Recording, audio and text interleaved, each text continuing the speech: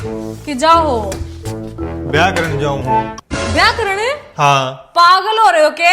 आपका ब्याह मेरे के हो रहा है? अरे एक और ब्याह करूंगा। क्यों?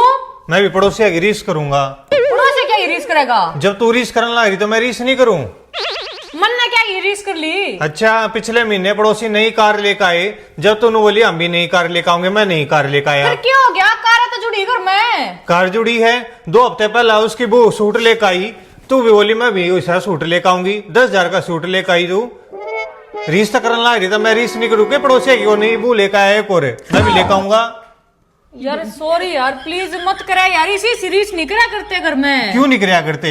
जब काल तूने उसका नेकलेस देखा, नेकलेस मेरा कितने का? 1.5 लाख का है। तूने बोली मैं भी लेकर आऊंगी।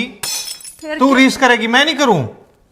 यार वो मत न ले, रहने दे, सॉरी यार। जब तू कार ले आवे, सूट ले आवी, तू नेकलेस करने लगी, मैं वो भी ले आऊं। सॉरी ठीक है, मैं कोने करूँ रीस? कुछ ना मंगाओ ना, मैंने ना चाहिए नेकलेस, बस मैंने ब्याह मत करे दूसरा।